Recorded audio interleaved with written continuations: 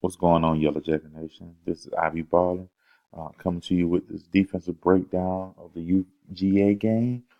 Great win for our guys, great team win for our guys. They really laid it on the line. So let's get started. UGA is currently in 12 personnel. It's two tight ends, 1, 2, and one running back. Um, let's get this going. That jet motion is to create an unbalanced formation. You see the safeties rolling up, and we get a run. Everything, look at D line, getting knocked off the ball a little bit, but not bad. Well, getting bad. Um, see, he wind his back, and the corner should be filling this alley right here. So 5 yards. All right, we got 2nd and 5. Another unbalanced formation to the field, and our guys cannot get lined up. It almost helped us out. Great job by Corey to force this play right here. Now you would like him to make a tackle. You got a vice right here. And it's a bad angle. Kind of look back at Brent's angle. There should be, he should come more 45-degree angle. Since there's a 45-degree angle with him in the back instead of coming in. He should meet this guy right here at the 20-yard line. Instead, he goes inside of the UGA defender on the ground and leads to like a 12-yard gain. So just kinks we can work out, get better at going into the off season. All right, UGA is in 11 personnel. As I told you last week, this is something I was kind of concerned about what kind of set we was going to bring versus UGA, and we're still in nickel. Lawrence right here is playing linebacker. He's playing like weak side linebacker for us right now. So we got play action off the reverse motion, and this is great coverage. Um, I know the ball probably should have been right here, but your corner's in his hip pocket. He's looking for the ball, and I mean he can scrape across for anything. So that's a great position right there. Great job by the cornerback. I got similar formation on 2nd down. We're still in our base nickel. Lawrence still is at linebacker. Got a pulling guard, and I know he's probably peeing his pants right now, knowing he has to take on one of these blockers. Let's see how he does. And we have some gap displacement right here. My guy Brent overran it a good bit, got himself out of position. I want you to look at one of the big things. Shoulders of the running back kind of tell you a lot of things. His shoulders are still square to the line of scrimmage, and he hasn't went on any different paths. So kind of over shuffling and got ourselves blocked and out of that gap right there. Like I said, I would like for him to step down here and pretty much meet him in the hole. But I promise he's going to improve on that. There's a lot of film for him to work on, and all the linebackers to work on and get better for next season. Down, got a nice 7.5, 8 yard cushion up here, and they throw the smoke route. He's right here, the line of scrimmage broke on it. Now you want that tackle to be a 1 yard gain, and he gets around 4. We need to do a little better job on that. Once again, we're not matching up with personnel. We got 12 personnel, 1, 2, and the running back right here. 2 tight ends, 1 back, and we're still in nickel. So I'm not sure it was film study or something we saw, but we're still in nickel to not really enough big bodies out here to combat the run. But Lawrence, he's taking one for the team. This is a great block, actually. This is how you take on. If you're a smaller guy, if you're watching this and never played football, if you the way one of the biggest ways to disrupt the play is to make a pile and let the running back run through the trash. So he creates a pile right here, and we have a guy to make the tackle back here. Unfortunately, he doesn't make it and get chunked right there. So good job by Lawrence. Got to finish the play right there.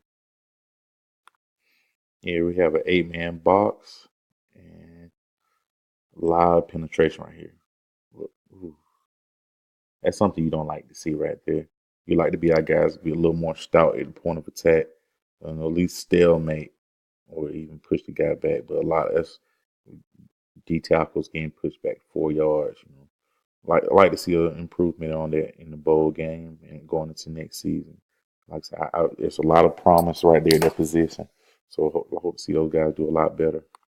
All right, so we finally decided to go to the 4-3. We brought Chase in out here playing in the tit of the formation, 21 personnel, and got a run. It's a pretty good run fist right here. Now you like this guy screaming down into this alley right here. Kind of cut down on the game, but nonetheless, first down by UGA. UGA back in at 21 personnel, two backs, one tight end. We in a 4-3, base 4-3. And let's see, let's look at the D line. And you see at the bottom, we got a game going on between the D tackle and the DN. Got a little stunt going on. He's coming out. And he's supposed to wrap around. If we did it quick enough, we may be able to limit this game. But I'm sure hit the hole hard. Like he got about 5 or 6 right there. All right, they're back in at 12 personnel. We decided to walk our outside linebackers up. And for that, I'm pretty sure we're going to pinch inside with our D tackles or our D linemen, in which we do force everything that goes inside. Now, all we need to do is have this gap filled, and we do. And good things happen when you're in the right gaps. There's nowhere to go. All right, we got a 3rd and 3. 11 personnel. Got Nada right here, back right here. And we're going to get in a blitz. I'm pretty sure this is we're going to call it zero coverage. We're going to focus on Corey right quick. This is the difference between a good defense, mediocre defense, and what could be a great defense. He's reading the eyes right here, and he jumps this route. Unfortunately, he takes a pretty bad angle. Let's say if he came down at a 45, just ran through, this is a pick 6. But I'm going to guess that he may have thought this route was going to come back inside. But even still, if he ran to the inside hip of this guy, he's picking his ball off. But nonetheless, it's a INT. I'm sorry, it's incomplete, and we off the field. All right, UGA is out in 12 personnel. We're back in our nickel, as with the nickelback playing as a outside linebacker. And let's see what's going on. We got a blitz going on. I would like for Brent to start using his hands. I want him like same way defensive practice when they prepare for us. You want to put your palms on his helmet and press him into the ground and catapult yourself off of that block so you can make your way in the backfield. Also, pay attention to Simmons. Also, you're gonna see how him playing this way is effective later on. But nonetheless, we scrape over top, defeat a block. You see PJ defeat a block right here and make the play. I saw Longest Day point something out. Look at this nasty, dirty play right here. This chop block up top. No bueno. 2-yard gain. All right, we decided to get back in our 4-3 to match up with UGA. Let's keep it rolling. 8 in the box. We got Chase right here reading the tackle. What I've been told, if the tackle blocks down, you coming off his hip, it's going to be a run. He steps out. You're going to go in that B gap, and it might more than likely is pass if he steps out or a zone to your way. Depends on how he steps out. And he steps out almost like a zone step, a flat step. So he run and he stays outside.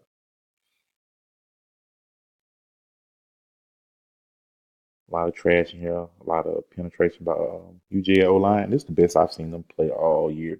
Like I said, I've probably seen about 9 to 10 of their games, and this is the best they played all year. So kudos to them. UGA brought in their heavy package. We got 9 in the box. Let's play it out. They got good penetration on us and got the first down. First down. 21 personnel. 4-3 for us. And Good penetration by Henry. Watch this move right here. Watch how he make himself thin to beat the block between the tight end and the tackle. Turn sideways, get small, get through the gap. It's a big time play right there. It's good technique, good play. 12 personnel again for UGA.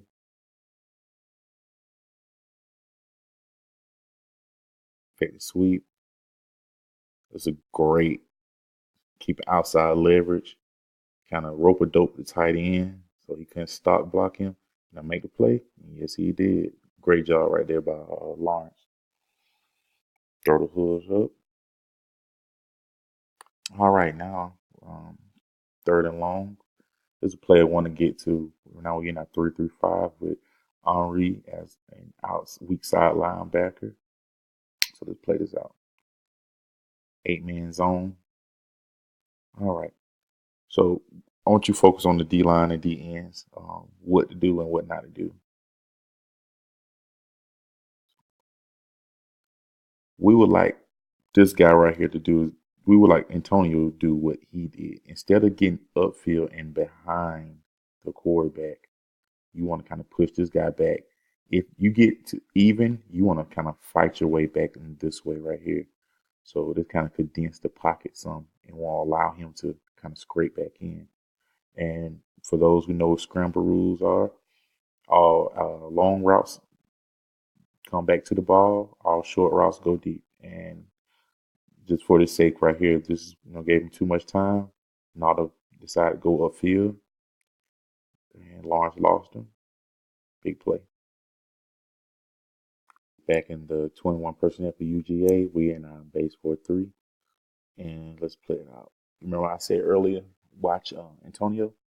Early in the season, he was getting burned very hard for going flat down the line. Always chasing the running back, getting killed on the bootlegs. It's a great job right here to force an early throw. Let's go back. I want to show you something also. I remember earlier I was telling you about what these guys' keys are with a run and pass.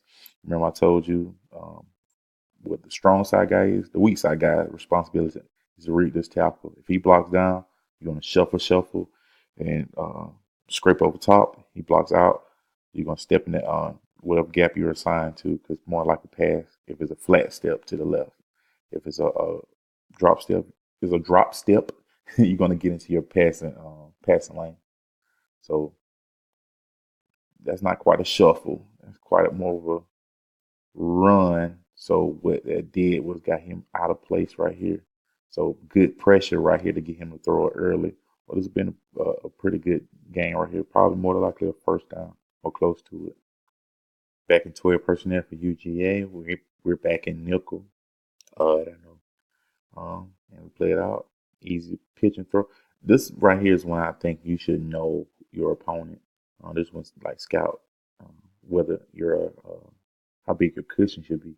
He may not be accurate, but he has a strong arm. So making his throw from the hash, he can do very easily. So I would advise my corners to tighten that cushion up, or I would try to at least sit on it because he's looking 1 to 2.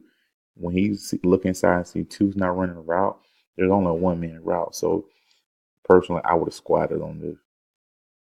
Maybe gave up a touchdown, but hey. All right, we're back in 12 personnel. And the penetration at the D line is pretty bad. Can push back 5 or 6 yards. Okay, and this play right here represents why football is the ultimate team sport. If one person does not do their job or assignment, it's a touchdown. We look at this. Every gap is accounted for. C or D, C, B. We have a little cross charge right here, so the shade went across the center face. So the only gap that's not accounted for is this A gap right here. And you have PJ blitzing here. You got your safety for the C gap, and you got your end out here for contain. Watch how this develops. He stuck his nose across the face. If he stayed out here with his outside shoulder free right here, let's see how it would have played out. You got